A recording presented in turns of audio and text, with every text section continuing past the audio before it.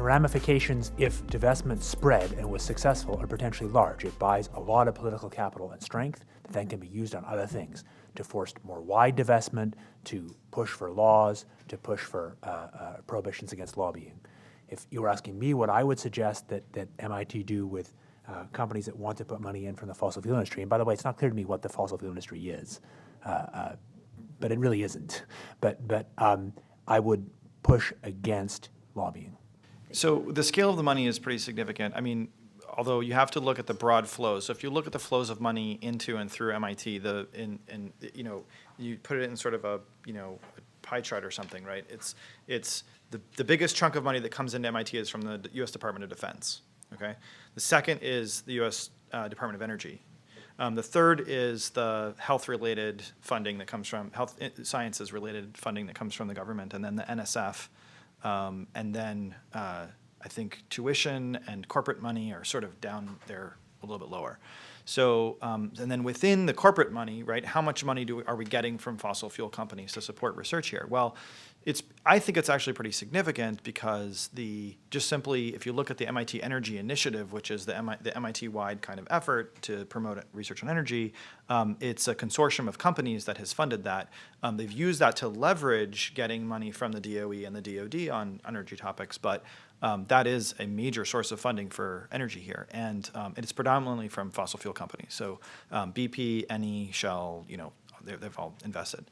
And I think the question of if we divest from those companies, is it going to piss them off and make them not give us research money, is a perfectly legitimate question. And if we're using that money to fund, Geoffrey's research, as he said, he's an MIT Energy Initiative fellow, then that is a risk that we need to be seriously considering. Because I think it's completely legitimate to take money from fossil fuel companies and invest it in renewable energy that's going to replace them.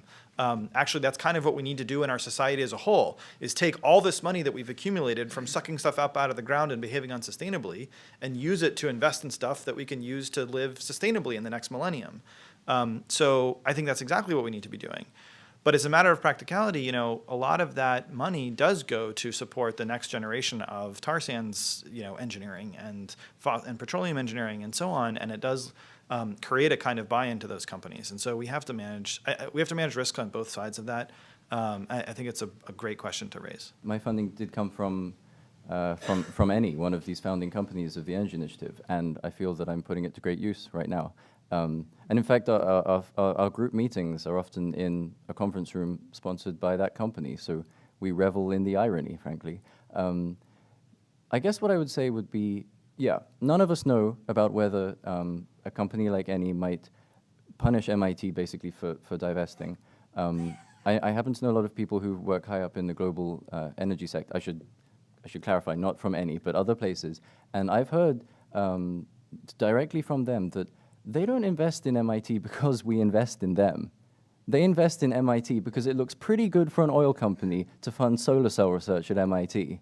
And so I'm not sure whether we would lose funding or not, but it's a genuine concern, and it's probably one of my greatest, and I would fully admit that. I think my reason, nevertheless, for sitting up here with all that uncertainty and saying we should divest is that really it would be a great shame if a place like MIT knew it could do something against climate change and didn't because it felt financially hostage taken by the fossil fuel industry. Wouldn't that be a pretty tragic symbol of the societal failure that has led to the inaction and torpor around the world against climate change? I think that we, of all people, have to be better than the average. We can't say because other people stick to it, that's okay. As I said before, we have to lead.